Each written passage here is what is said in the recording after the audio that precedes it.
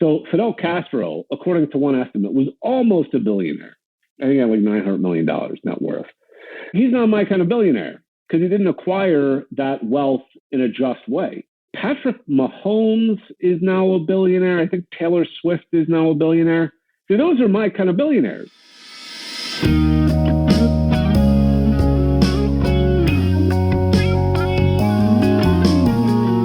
Do you get aroused by stimulating intellectual conversation? Are you turned on by the idea of engaging with thought leaders from across the United States? Do you go gaga over exploring important ideas from influential books, research, and essays? Then welcome to Curiosity Porn, the place you can satisfy all those intellectual urges guilt-free. Your hosts are Dr. Guy Crane, Professor of Philosophy at Rose State College, and Professor James Davenport, Professor of Political Science at Rose State College. However, the views expressed here are solely the views of the hosts and their guests and do not reflect the views of Rose State College, its administration, faculty, or students. And now, here are James and Guy.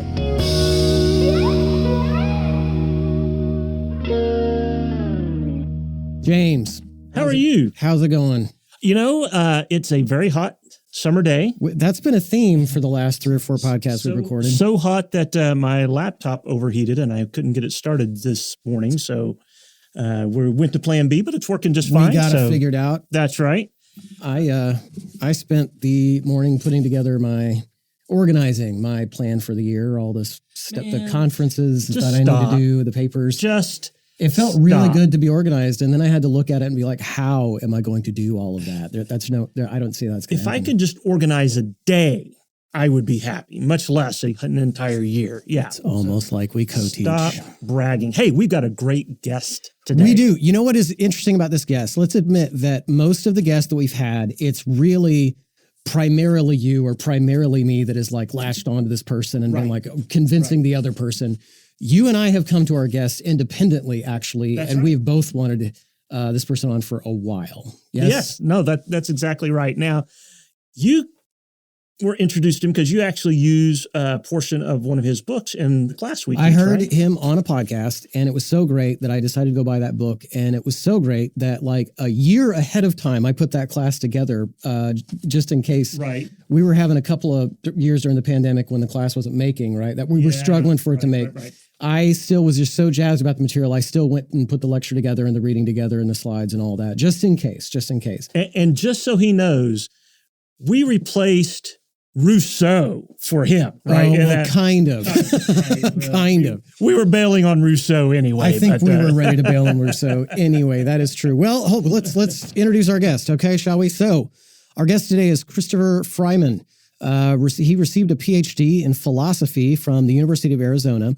He is currently a professor of general business in the John Chambers College of Business and Economics at West Virginia University. His primary area of research is in political philosophy. He's the author of dozens of academic articles. It was really fun, actually, just to load the philpapers.org page and just like skim all that stuff. It was a lot of fun. He's also the author of 2 books, Unequivocal Justice and Why It's Okay to Ignore Politics. Today, though, he joins us to talk a little bit about all of his interesting work in philosophy. But I think, as per your suggestion before we recorded, we might need to find out how this philosopher from the University of Arizona becomes a business professor. Why don't we start there? Let's ask that question. Welcome to the show, Chris Freiman. Tell us about that. Yeah, first of all, thanks for having me, and thanks for that introduction. I would say that there is no doubt that is the kindest introduction I have ever received, so I appreciate that. As far as, how I ended up in a business school, so I made the move a year ago. I've just wrapped up my first year here at WVU, and it's really that there's a unique opportunity here. So we have something called the Kendrick Center for an Ethical Economy, and the idea is really to merge economic and ethical education. And so we have a number of exciting programs that are affiliated with that, where we're teaching students sort of PPE style content, so politics, philosophy, and economics. And that's something that's always been in my wheelhouse. And so when the opportunity arose to become a part of this, I decided, yeah, let's do it. And it's been fantastic. It's been very rewarding. That's excellent. Now I'm just thinking we're gonna have to find a way to bring him to the campus sometime. I'm not opposed to this. Already, you're in trouble now. Sure. The lasso is circling, and let's do it. It's always a matter of finding the funding, right? Right. That's right. Well, we have some rapid fire get to know you questions before we like to get onto the main interview. So why don't we start there? That'll work. So how did you get into academia in the first place? Yeah, so it was actually a surprisingly straightforward path. So, I guess I was sort of doing philosophy at a young age without knowing that it was philosophy. So I grew up in a house where we would just argue about everything, not in a mean way, but so this was sort of like recreation. So we would argue about politics, religion, and so on. And I thought, oh, this is fantastic. It's a lot of fun. And then I realized, oh, there's this thing called philosophy, and there are these people called philosophy professors who, if you're lucky, you're able to make a living doing philosophy. I thought, oh, that sounds really cool. And so I took an intro philosophy class when I was a freshman. I thought, this is great. I said, what the heck? I'll sign up for the major. And so I declared my major in philosophy. I thought, all right, this is great. I went through the 4 years. I thought, all right, let's keep it going. And I applied to PhD programs. I got my PhD in philosophy. So I loved it as an undergrad. I loved it as a grad student. And then I thought, all right, let's roll the dice, see if I can get a job. Got a job as an academic philosopher. And the rest is history, I guess. Wow. Okay. Well, what's one interesting thing that you're currently reading, listening to, or watching? Your choice. That's a good question. So I guess philosophically, one thing that I've been reading and I've been enjoying quite a bit is a Substack from the philosopher Richard Chappell. So he's a consequentialist. He does a lot of interesting work on effective altruism.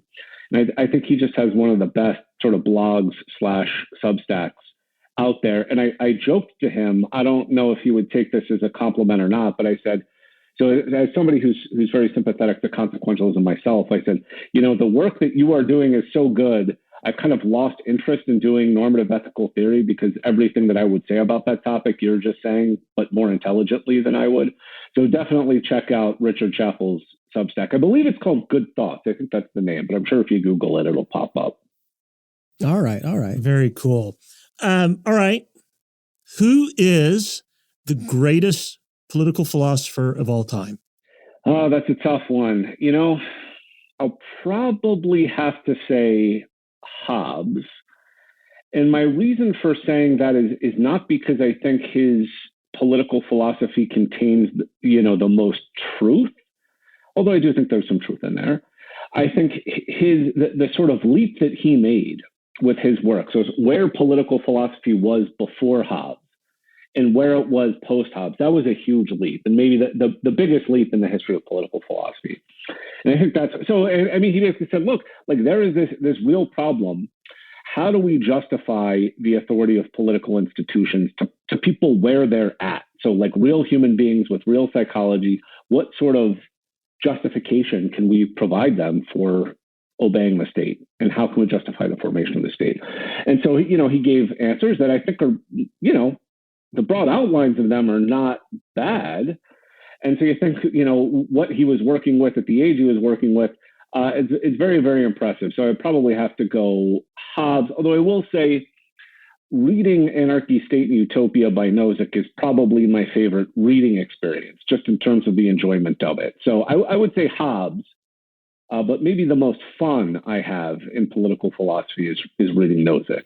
All right. Am I going to have to reassess my opinion of Hobbes now? Well, okay. I am the one that teaches Hobbes between us, and we are both like, I don't think he's getting a lot. But I actually agree with your assessment that, he had to come up with what he came up with, like almost whole cloth in a way, because, his whole enterprise was like, here's how the Aristotelian enterprise is just basically wrong about everything. And that was the age he was born in, right? He was a pioneer in that sense. Okay, you redeemed yourself on that. I can get on board with Hobbes being a nominee. All right. What is one thing about your work you wish people understood better? So I would say, I do a lot of work on libertarianism and defending libertarianism. And I think one thing that's important to recognize is that for many libertarians, myself included, we think that the justification of something like free market, civil liberties, and so on, sort of the libertarian policy bundle. One justification for that, and the strongest justification for that, is that it's humanitarian in the sense that it benefits those who are among the worst off. So this is not typically how people understand libertarianism. So I mentioned Nozick, and I think people read Nozick, and maybe they, rightly or wrongly, they don't get that impression from his work in Anarchy, State, and Utopia. But there is this idea of bleeding heart libertarianism, which is, no, the reason to support something like libertarianism is actually that it leads to prosperity, not just for the rich, not just for the 1%, but for everybody. All right. Well, that might bring us to our last question here. What's a belief you hold that puts you at odds with peers, colleagues, or family members? It might be easier to say the ones that don't put me at odds with those people. I don't know. I identify. This maybe is a problem of mine. I think I'm maybe a pathological contrarian. So, I mean, certainly libertarianism puts me at odds with almost everybody. So I think, colleagues and family, I would say. Also, I mentioned that I'm sympathetic to consequentialism. I guess I'm comfortable saying that I'm a utilitarian. I'm probably more comfortable saying I'm an anti-utilitarian. So I just am not convinced by the standard objections to utilitarianism. So I'm pretty sympathetic to that view. And I guess that puts me at odds with most of my colleagues, certainly most people. So you start talking about utilitarianism to non-philosophers and, survival lotteries and organ harvesting. And I'm like, I don't know about that. So those would probably be the main two. So my libertarianism and my utilitarianism. All right. I believe some of those might come out in our questions today. I should preface this by saying that James and I had completely different projects we wanted to talk to you about today. And then I just decided to go review a bunch of your work. And there was such a theme that I think resonated with both of us that, like, you kind of have a history of just pressing against conventional wisdom, I will say. Like, and I love this for our podcast. Sure. We're trying on this podcast to push the idea of curiosity as an intellectual virtue. And the idea is, like, if you just continue to take things for granted, that's probably not very curious on your part, right? So this is what you do. You kind of have a knack for pressing against the kinds of ideas that people just take for granted as obvious. So here's the one I want to start with, reaching back a few years in your work, by the way. But somebody might ask a question, well, like, why don't we let people sell their votes? And, like, you can sort of just imagine the knee-jerk reaction folk wisdom will have to that. That is, everybody just knows that is a terrible idea to let citizens sell their votes. If they were just able to sell it to anyone willing to pay to make them cast their vote a certain way, that would just be crazy. You don't think it's such a terrible idea, or not obviously terrible at all. Can you tell us about the case that you make in favor of vote markets? Sure. It's kind of funny how you preface it. So I would say you're being too generous by saying it's an intellectual virtue. I think it goes back to my pathological contrarianism. I just when there's a consensus, it just rubs me the wrong way. I've got to argue against it. And this paper, actually, I mean, the origin of this paper is exactly that. So I remember reading a passage. I forget from whom specifically, but it was something like it was some sort of analysis of libertarianism, and they're like, well, there's got to be a limit to markets, because even like, this is not a charitable reconstruction of what they said, but it was like, even the craziest, most degenerate libertarian wouldn't advocate for a market in votes. And I was like, I'm a pretty crazy degenerate libertarian. And so I took that as you were like, hold my beer. Yeah. So I was like, all right, let's do it. I'm rolling up my sleeves here, getting to work. I mean, one argument in favor of vote markets is sort of the standard argument in favor of any market, which is the voluntary exchanges that take place are going to be mutually beneficial. So you say, all right, you walk into, so I've moved from Wawa territory to Sheetz territory. So I actually have to start changing my examples here.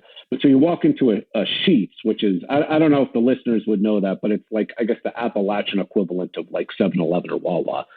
But I go in there and I say, all right, I want, a Mountain Dew. It costs $2. And I say, all right, let's do it. I hand over the $2 and I get the Mountain Dew and say, both parties are better off. So I've got the Mountain Dew, which I valued more than the $2. And Sheets has the $2, which I valued more than the Mountain Dew. So we're both better off. And the same sort of argument applies to vote selling. So I say, all right, I'll give you my vote for $10. And the person says, sure, I'll make that deal.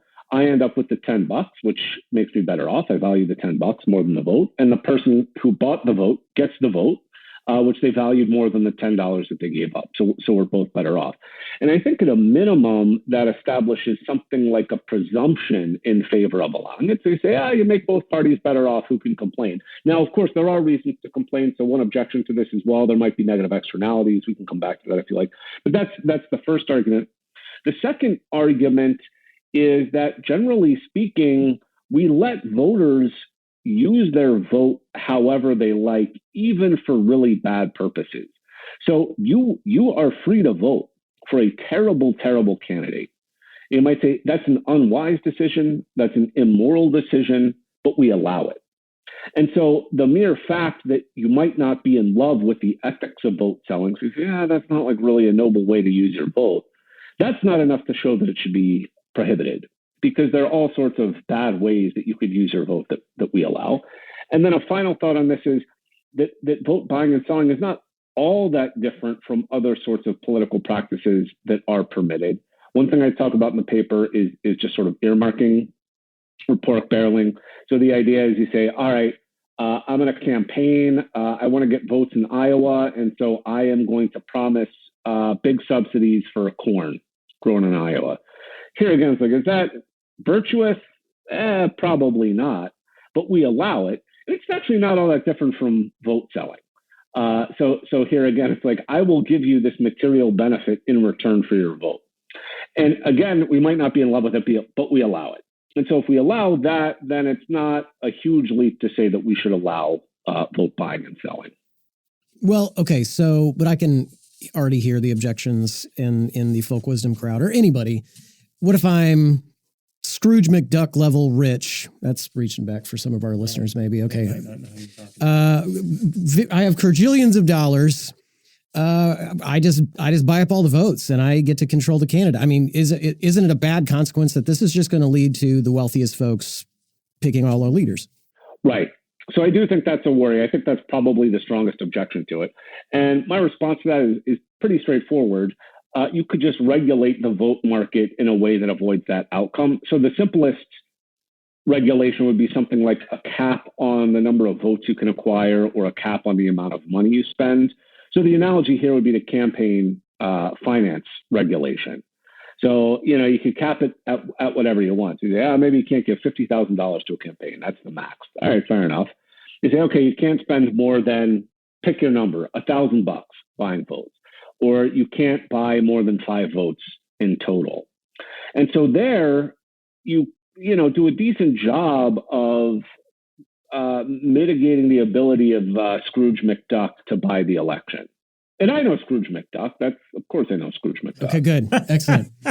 Hopefully we have listeners that do as well. I'm just wondering if this would work like other markets, right? Where the lower you charged for the vote, the more votes you would get, right? So if I've got a candidate who's like, I'll sell you or I'll pay for your vote for $1 a vote. Somebody else is like, I'm going to charge you $10. Well, I'm going to go and so I'm just wondering if that would play out that way. Or does my vote in a purple state sell for more, right? Right. Yeah, so I think I have an estimate somewhere in the paper, but I don't recall the specific number now. But I think somebody worked up an estimate about how much you could actually expect to get for a vote. It's actually not a ton of money, but which is actually intuitive. I think that you wouldn't get a ton of money for it. So a single vote has an extraordinarily low likelihood of actually impacting the outcome of the election. And so you say acquiring a single vote is actually not super instrumentally valuable. So you're probably not going to get hundreds or thousands of dollars for your vote. It's probably, I forget the number. Maybe you get $5 for a vote. I don't know what it would be. I don't know if that's a problem though. So, I mean, one outcome of that maybe people who are skeptical of vote markets would actually like is then maybe you're not actually going to get a ton of people who are actually willing to sell their vote. So you say, yeah, it's not worth it for me to sell the vote for $5. So I don't know. It's hard to see, how exactly it's going to play out. But I do think it's plausible that the price of a vote would not be super high. And I don't know if that's a good thing or a bad thing. At first blush, I don't think it would be a bad thing, but I'm open to being persuaded otherwise. Well, it's a bad thing for my Plan B retirement. Well, we just had a race here for Congress here in Oklahoma, where one of the candidates spent upwards of like $300 per vote, right? So for each vote he got, he had spent. Oh, if you divvied up yeah. Interesting. So, maybe candidates would get off a little bit cheaper in their campaigns too this way. I don't know. Maybe. Yeah. All right. Now, you make the similar argument for citizenship, right? And some countries already sell citizenship rights to foreign buyers, like several Caribbean nations do this, for example. That's selling at the national level, though, not the same thing as an individual citizen being allowed to sell some or all of their citizenship rights to a non-citizen. But either way, folk wisdom might tell us this is kind of crazy, too. Citizenship isn't just the kind of thing that should be for sale. But again, you argue, hey, this isn't that crazy when you think about it. So how might allowing individual citizens to sell their citizenship rights be a good thing? Right. So as you mentioned, the argument in favor of permitting the market is in some ways similar to the argument in favor of permitting a vote market. And so one reason for supporting the vote market was that, well, these transactions will be mutually beneficial. Same thing in the case of citizenship markets. So a case I talk about in the paper is, suppose you have somebody who's retiring and they plan to move out of the United States. So they don't want to live in the United States anymore. And somebody who lives in that country, let's say somebody who's young and wants to increase their expected lifetime income by moving to the United States, they say, all right, I'll make a deal with you. We'll essentially swap citizenships, but I'll pay you something on top of that to facilitate the transaction. Here again, both parties benefit. So the retiree says, all right, I value this swap plus the money more than the original citizenship. And the person who's buying the citizenship values that citizenship more than their old citizenship, including the loss of money that they would have in the transaction. And so both parties benefit. So here again, I think there's a strong moral presumption in favor of allowing people to do things that are mutually beneficial. And a second argument is that this would probably, all things being equal, make some of the people who are in poverty by global standards get richer. So here again, you could imagine this person who's 19, 20 years old, living in a country where the expected lifetime income is much lower than that of the United States. And they say, hey, look, I can get a lot richer if I can move to a higher productivity country. And so they agree to buy citizenship in that high productivity country. And as a result, they're much richer than they otherwise would have been had they not had the opportunity to buy citizenship. So could you even break this down into, because we mentioned citizenship rights. So could I separate out certain rights and sell some and others? So I'm super wealthy. I don't need to work anymore. I have a friend or a worker who maybe is an undocumented worker, and I want them to be able to have working rights. And could I sell them? Would that be something that would be plausible under this kind of arrangement? Retain my right to vote, or retain the fact that like my children who are born here are citizens. Right. Yeah. So I haven't thought in depth about that particular case, but I like it. So my instinct is to say yes. There could be objections that I don't foresee, but at first blush, I like it. I mean, this might be my own bias where I like marketizing things, for lack of a better word. And so maybe I'm biased in loving that suggestion, but it seems pretty good to me, absent consideration of what all the objections might be. I could also see this in relation to voting, right? So I'm not that enthused about this election.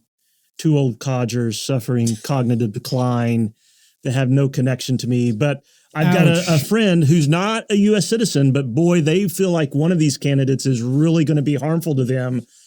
I could just sell them my right to vote, and they could go and vote, and I'd stay home. Should we expand the vote market beyond the border? That's an excellent question. I have a friend who argues that a lot of people outside of the country are actually more impacted directly by what happens within our political system than the rest of us inside it are. And so they would have a much more inherent interest in who are making those decisions. Yeah, that strikes me as correct. So I do think that's the natural objection to not just expanding the vote market, but just expanding the vote in general beyond the border. You say, maybe the vote should be restricted to those people who are impacted by the outcome of the election. But of course, other people outside of the United States are impacted by the outcome of American elections. So here again, at first blush, my instinct is to say, yeah, let's do it. I don't want to commit to it because maybe there's some very powerful objection that I haven't yet thought of. But I'm certainly not opposed to that idea in principle. I'm pretty sympathetic to that. But it wouldn't necessarily even be outside the border, right? We could be talking about like Puerto Rico or the American Samoa, where like these are people who are for sure impacted, but they don't have a say, right? We could do a lot. There's a lot of room to maneuver. That's interesting. In that environment. Yeah, that is interesting. All right, another piece of conventional wisdom, right? Isn't it just obvious? Sounds like John Locke. Isn't it just obvious that some individuals have way too much wealth, right? People being allowed to have multi-billions of dollars in wealth is just bad. That money is better spent on public goods and services. And besides, that amount of money gives billionaires too much political power.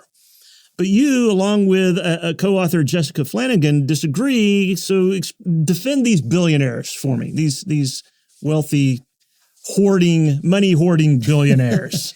Yeah. So, right. Scrooge McDuck. We're back to Scrooge McDuck. I think I'll work backwards here. So I'll start with this worry that, billionaires are going to buy up lots of political power. So one just sort of interesting starting point here is that it's actually not super clear what the influence of money on elections actually is. So there's some reason to think that we actually overestimate the impact of money on elections, but let me bracket that. Let me set that aside. So, one response I could give is something I mentioned earlier in the discussion of vote markets, which is, well, if you're worried about people buying up political power, you could just sort of set limits on the amount of political power that they can buy. So an analogy that I've given elsewhere is maybe you say, we don't want people buying heroin, or you don't want people buying chemical weapons. You say, okay, fair enough.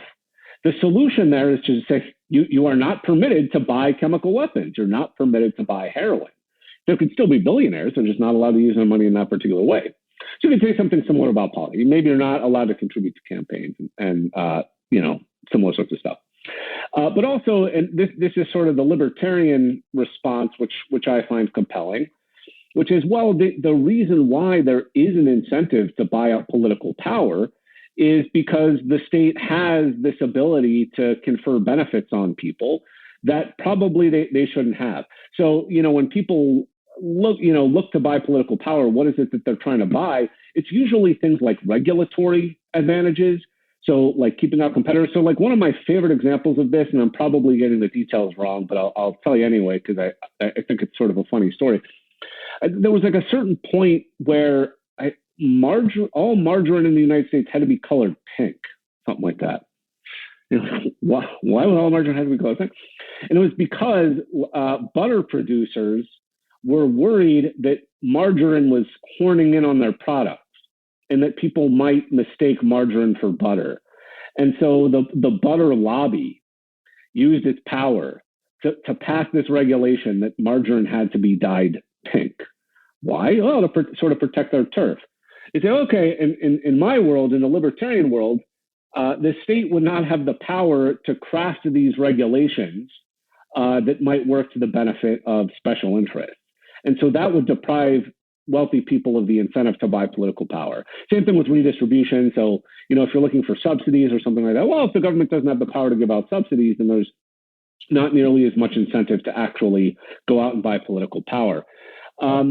And then also, right, so there's this question, you say, okay, well, more generally, why should we tolerate the existence of billionaires? So there's this slogan like billionaires shouldn't exist, or every billionaire is a policy failure.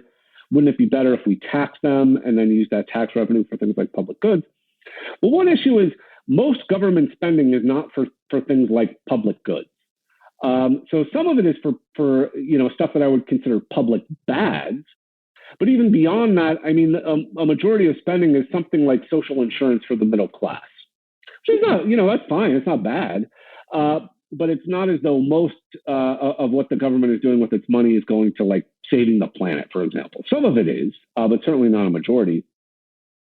But then to defend, billionaires themselves, I guess I would take a sort of Nozickian line here, which is, you have to ask how billionaires became billionaires.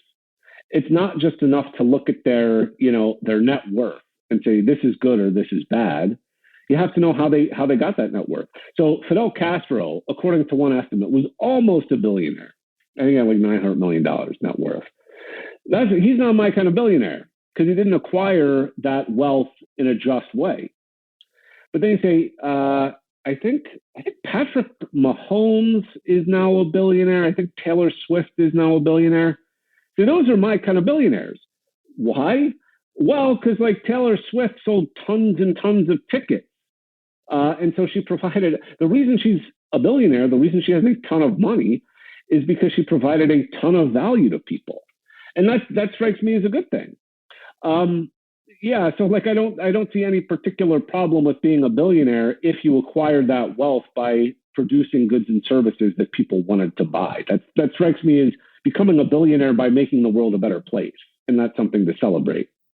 That's interesting. It just made me think. I want to say I heard this point made by somebody else. I don't want to misattribute, so I won't say. But when we hear like the folk wisdom say like it's horrible that there's billionaires, isn't it interesting that they're pointing to somebody like Bezos, but you don't hear anybody like losing their mind over like Bono from U2, right? Or like the people, because they probably like have U2 records in their collection records. Oh my God, okay, I'm old.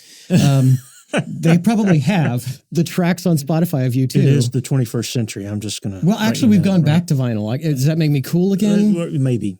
And in fact, I have a friend who's told me we're also going back to cassette. So I'm not sure. My daughter has an actual record player with some actual like Elvis and Dolly Parton. I'm standing by records right? then. But okay, I digress. But like, isn't there something to that? Like, it's funny that like, okay, when we're talking about the villainization of billionaires, it seems very clear that we mean very certain ones, not just the fact that there are billionaires. I think there must be something to that. I don't know. What do you think about that? Yeah, so I believe, I if my memory is correct, I remember reading some sort of survey of people's attitudes about the rich, and people were much happier to allow, I think it was entertainers in particular, to get super wealthy. And I don't know if I have a particularly sophisticated hunch about why that is. But my unsophisticated hunch is that it's just very sort of clear how they're providing value. So I say Taylor Swift. You see her at a concert. You see the crowd of, 50,000 people, whatever. I can say, look, in 3 hours, she's providing a ton of value to 50,000 people. And she's doing that like every other night, or maybe even more often. I don't even know how often she's got these concerts.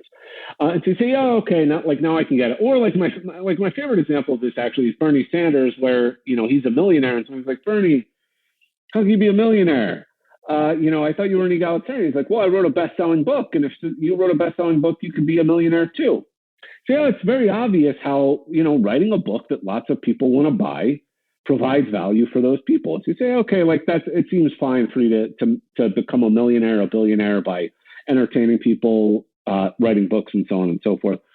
For me, I think it's pretty clear how someone like Bezos or Elon Musk or something like that creates value. It's like people love shopping at Amazon and they like Tesla, all that sort of stuff. I think it's the same sort of principle in both kinds of cases, but maybe it's slightly more obvious in the case of people who do things like entertainment. Well, yeah. So all Bezos or Musk needs to do is record a song, get it on the top 40. They're in the clear. There you go. I am sure he's got somebody who helped him do that. I bet so. I want to switch gears and go to one of your book length treatments. And in fact, this is why I wanted to bring you on. This is the subject I heard you on a podcast about before. And this was just so made for good classroom banter. So I want to talk about this book that you've got, Why It's Okay to Ignore Politics. Conventional wisdom tells us if you're going to be a responsible citizen, you got to be politically engaged. You need to pay attention to the news. You need to vote. You need to know who all the candidates are. You need to know what all the issues are, the policy debates. You need to know every plank in every platform. You should probably have a lot of angry bumper stickers on the back of your car, whatever it is, right? If you're not doing all these things, you're just not doing the work of a responsible citizen. That's conventional wisdom. You say that's probably just not right. You can probably just ignore politics and you'll be just fine. Before you just get into the arguments, I want you to actually start. You use Colin Kaepernick as an excellent example of how conventional wisdom is just getting this wrong. Can you explain that example and then why maybe it's okay to ignore politics? Yeah. So a while back, some reporter wrote a story on how Kaepernick didn't vote. And people were really scandalized by this because they were like, Kaepernick, you're supposed to be a political activist and you're really invested in creating social change. How can you not vote? And what I thought was kind of funny about people being scandalized about that was he had donated $1 million to different causes. But for some reason, people were like, no, we're going to forget the fact that you donated $1 million to these causes. We're going to focus on the fact that you didn't vote. And he was, I assume, I think he was in California at the time. And so, a vote in California. So the best case scenario, a vote in, I forget which state exactly, like Colorado or something like that. It has like a 1 in 10 million chance of affecting the outcome of the election. In California, it's like 1 in 50 billion. And so people were really upset that he didn't do this thing that only had a 1 in, again, I'm making the number up, 50 billion chance of making a difference. And the fact that he donated $1 million, that doesn't make up for it. You got to vote. I thought, wow, people really think that this duty to vote is super, super strong. Forget the $1 million, you got to vote. And that's weird. That was weird to me. I'm more impressed by the $1 million than a vote. I feel you. So I hear you saying look, Kaepernick surely did way more good for his community, country, whatever he gave to, than if he'd stood in line for 2 hours at a poll or whatever. You are talking about $1 million, though. Kaepernick's in a very different economic class than some of us community college professors. Is it still true of the average person that there are better, more effective uses of their time and resources in order to do good in the world rather than merely being politically engaged in the way that I was okay, what if I had a modest income, but as you say, I live in a swing state? Isn't it obvious that is a case where I've got to go be politically engaged and vote? So I think the swing state case is interesting and maybe an exception. And so I'll return to that in a second. So I'll say a little bit about non-swing state voting first. So in non-swing state voting, so I mentioned California, the odds of your vote making a difference to the outcome of the election are just infinitesimal. So in that case, even if you have, only a modest income, there's still going to be plenty of things that you could do that are higher value than voting. So even if it's something like working a little bit of overtime, making $20 or $30, donating that to charity, or just donating it to a particular person in need, that's going to do more good for the world than casting a vote, which has, for all practical purposes, zero chance of making a difference. So insofar as you think the justification for voting is that it makes the world a better place, your vote, individually makes the world a better place. There are many other things that you could do that would make the world a better place. You even just you could volunteer. It doesn't have to be earning to give. I think generally speaking, earning to give is probably the most effective thing to do. But you could always just volunteer at a soup kitchen, a hospital, something like that.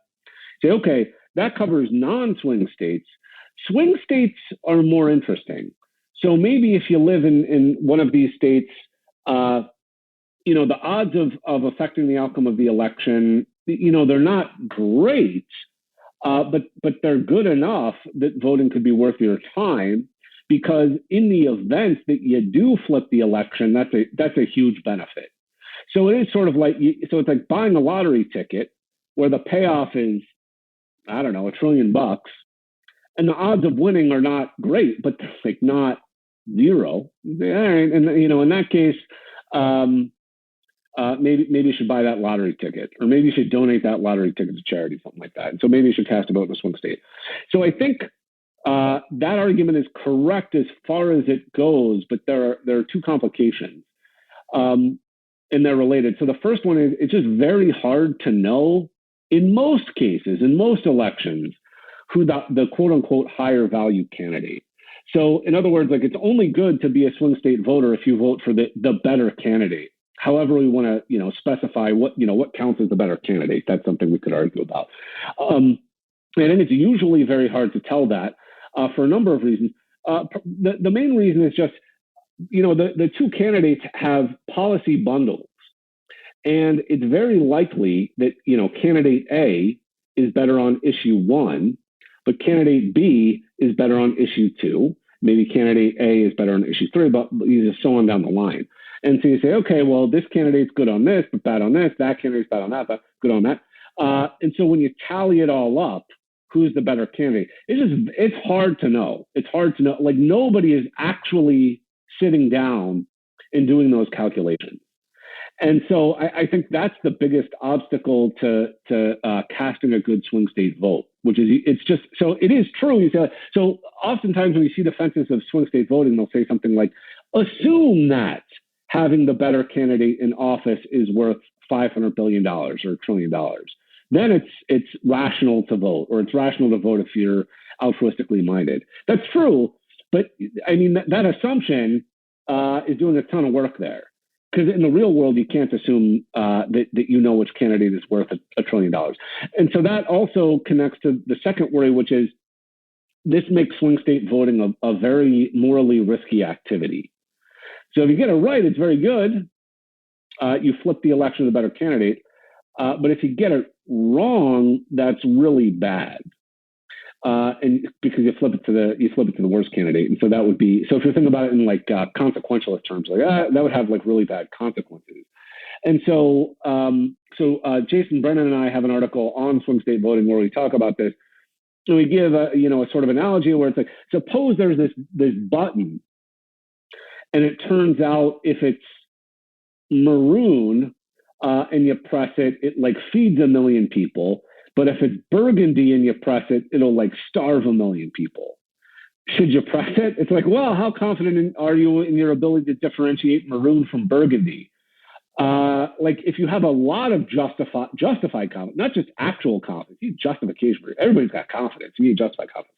If you have justified confidence in your ability to differentiate maroon from burgundy, yeah, press it. If you don't, you probably shouldn't. And I think most of us, maybe not all, but most of us probably lack justified confidence in our ability to discern who the better of the two candidates is. Again, that's not always the case, but I think it is often the case. All right.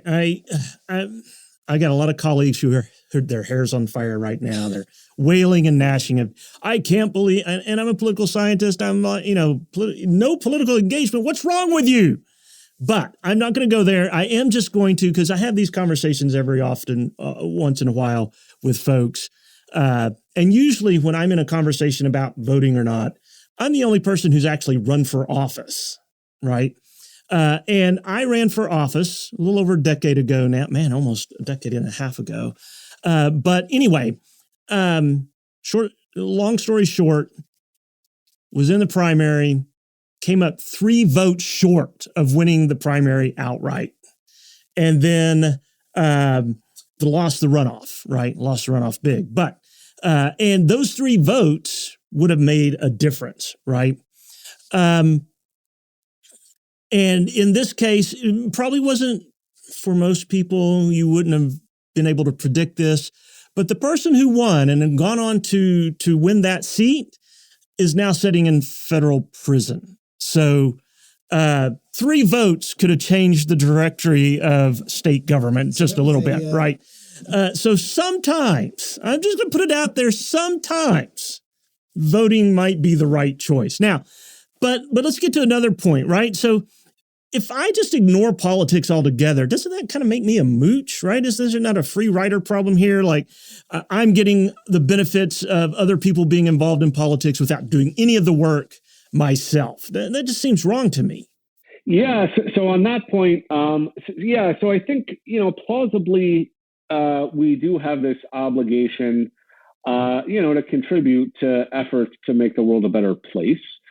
And voting is one way of contributing, but it's not the only way. So, for example, just to take my favorite sort of case, earning to give.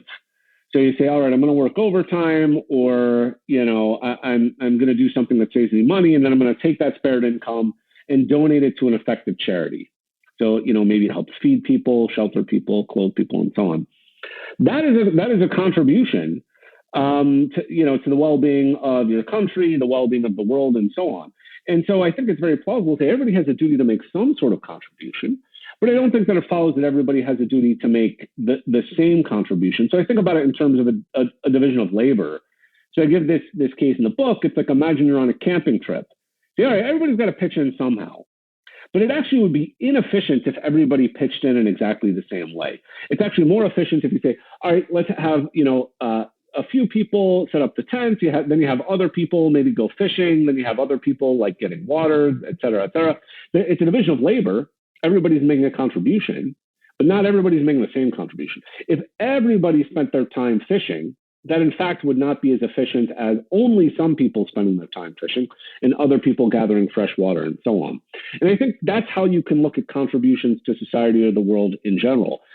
So it is good that some people, if nobody voted, that would probably be pretty bad, but it doesn't follow that everybody has to vote. In the same way that if nobody farmed, it would be very bad, but that doesn't imply everybody has to be a farmer. In fact, it would be very bad if everybody became a farmer, because we wouldn't have any neurosurgeons, and we need neurosurgeons. And so that's sort of how, so I think of like voting as a kind of temporary job. It's good that some people do it, but it would be inefficient if everybody did it. So it's better if sufficiently many people do it, and then other people do things like they work overtime as a neurosurgeon or something like that. That's the most efficient way to make the world a better place. Well, speaking of mooching, see what I did there? I did. Speaking of mooching, let's shift to another area that you've been pretty active in, and that's this discussion of something called a universal basic income. So can you give our listeners a quick description of what we mean by UBI? What is it? And what are the primary problems such a policy is intended to solve?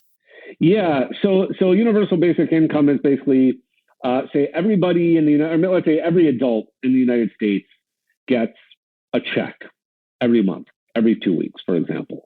So, and this is maybe one of the more controversial elements, regardless of their income. And some people advocate this on top of the existing welfare state, and other people propose it as a replacement. That's sort of my view, as a replacement. And so, like I said, regardless of income level, this seems really bad. Like Taylor Swift is getting a check in the mail, like from the government? That doesn't seem right. But actually, it turns out the universal basic income would in fact be progressive, even though Taylor Swift is getting a check in the mail. And the reason for this is Taylor Swift is paying more than, let's say it's $10,000. She's paying more than $10,000 in taxes. So she's still a net payer, even though she is receiving that check in the mail. And so a UBI would in fact be progressive because it's progressive on the tax end. And so one reason I think that a UBI is good is it's just super, super simple to administer. And it is progressive, and in many ways, probably more progressive than the status quo that we have in terms of redistribution and transfer spending. And another reason I like the UBI is I think it's clearly better for recipients than the status quo. So when you think about how entitlement spending goes and how benefits are conferred, they're typically given in kind, meaning you get SNAP benefits. You get, medical benefits and so on. But a UBI just gives you cash. And so if you want to spend that cash on food, you can. If you want to spend that cash on medical care, you can. If you want to spend it on a new business, you can do all that. If you want the exact bundle of goods that you would have gotten under the status quo, you can still do that. You can just use your cash to buy it. And so I think it's not going to make recipients worse off. And in many cases, it would actually make them better off. I got to watch you in a debate with Brian Kaplan, an economist from George Mason University, on this topic. And I want to bring up some of the, maybe a couple of the challenges that he kind of threw at you on this to get your response here. Don't have time to go through probably all of them, but I'll pull out a couple, maybe the two biggest that I always hear when I'm talking with people about this. First of all, this seems awfully expensive. You should be throwing cash at millions of people. Even if we just limit it to citizens, that's a lot of money. Can we afford this? We got a national debt of like $35 trillion. So I think that is an objection to layering it on top of the existing system. But I think that's less compelling as an objection to using the UBI as a replacement for the status quo. So basically, if you replace all transfer spending in the U.S. with cash, with the UBI, it would amount to something like $13,000 a year per adult. And so you say, okay, you got like, let's say, I don't know, a family of four, you got two adults who are getting the UBI, it's like $26,000. Now, again, you don't have anything else in the status quo. $26,000 to spend as you see fit is pretty good. But in that case, there's actually no increase in government spending. You're just rerouting existing government spending rather than increasing it. All right. So maybe we can afford it, but come on. This is really going to create a disincentive to work, right? I mean, if I can get a check for the government that's going to cover my basic living needs, what do I need to go to work for? Why do I need to work for the man and put myself through that? I want our listeners to know $13,000 doesn't cover everybody across the country's living needs. But yes, there would definitely be some people for whom they could work that out, I guess. Yeah. So a couple of thoughts there. So yeah, I think it's going to definitely have some effect on employment. Although, some of the studies I've seen suggest that it's not as dramatic as you might think. And you can even, imagine cases, you don't have to imagine them, they're real cases, where it actually can increase labor market participation because you have things like, oh, now I can afford childcare or something like that, and so I can go back to work. But I think it's definitely the case that it could have a negative effect on employment. But that's there. I think there are two distinct questions here. So one is, should we prefer a UBI to like nothing? I think that's like a question that libertarians will argue amongst themselves about. And then there's another one, which is, well, should we swap out what we've got for UBI? And so taking that question, the second question, I would point to the fact that the status quo also can have negative effects on employment. And there's some reason to think that it's actually going to be worse than a UBI because of these benefit cliffs. Meaning that, if you make a certain amount of money, then, you hit a certain threshold and then you're no longer eligible for that benefit. And so this actually provides a very strong disincentive to work because, hey, I'm going to work and then actually make less money. Why would I work? Under a UBI, the money's the same. And so there's never a disincentive to work that's motivated out of fear that you will lose that benefit. And so it's not clear. So it could be worse than the status quo in terms of incentives to work. But I don't think it's clearly worse. Now, one last kind of question on that. You mentioned, hey, you get this cash benefit, you can spend it on whatever you want. Well, how are you going to prevent people from spending money on like drugs or gambling or some other unproductive or even harmful activity? I get a lot of that response to this too. So I'd like to hear your response to that. Yes. Short answer is you can't. The short answer is you can't really. Well, so assuming those activities are legal, you can't do it. And I think they should be legal. And so one argument that I find sort of persuasive for the UBI is that opponents of the UBI are going to be pushed in a less liberal direction than they might like in virtue of the reasons they give for opposing a UBI. So let me explain what I mean by that with an example. So you say, okay, you don't want people using their government transfers to gamble. And say, yeah, okay, like I can see why. They say, like, well, what about Social Security? People can use their Social Security check to gamble. Is that a problem? And so there's sort of a dilemma there. So if you say, no, I guess it's not really a problem, they say, okay, then it's not really a particularly pressing problem for the UBI, since you grant that it's not a problem in that case. Or you might say, no, I don't know. I don't want people using their Social Security checks to gamble.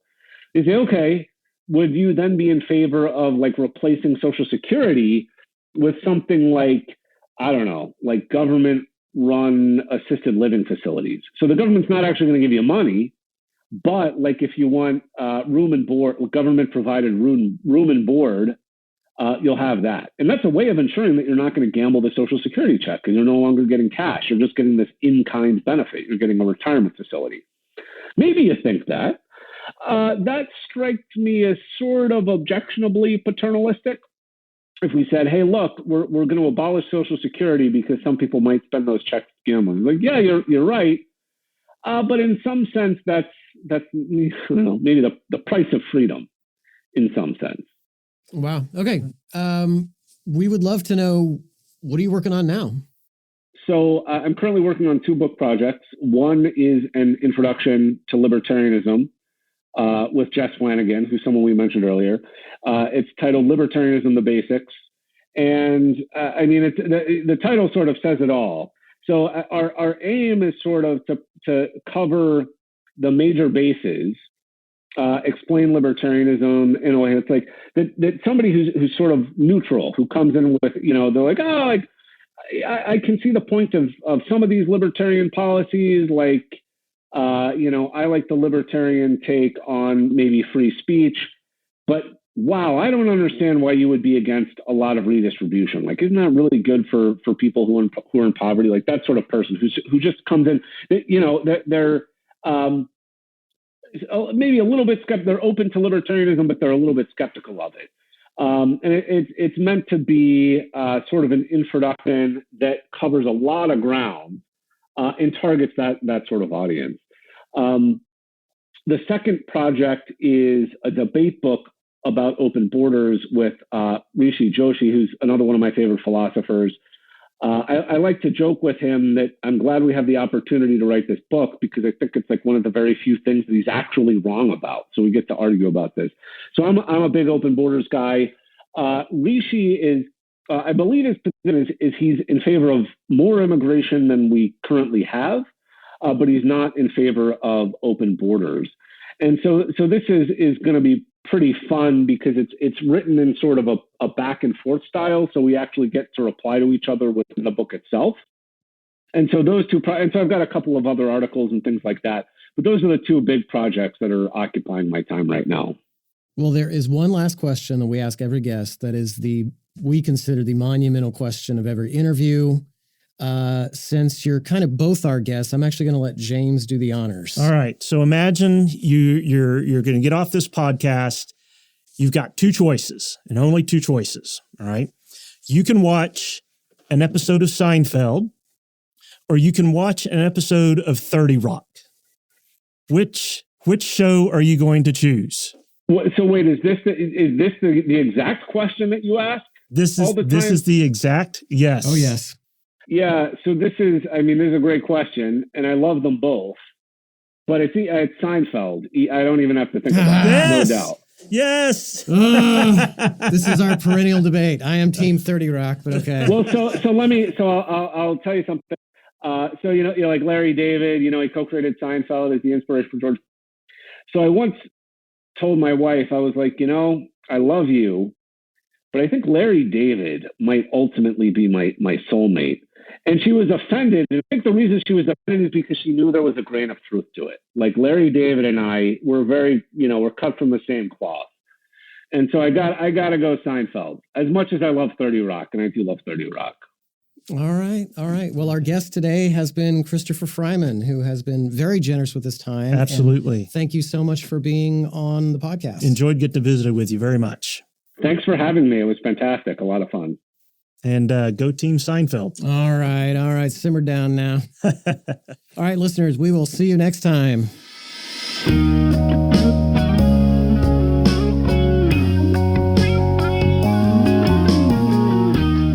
for listening to Curiosity Porn with the two best intellectual pole dancers in the United States, Dr. Guy Crane and Professor James Davenport. If you'd like to share a comment about today's episode, suggest a guest or topic, or just leave a compliment or complaint, you can reach us at curprn@gmail.com. We hope to hear from you.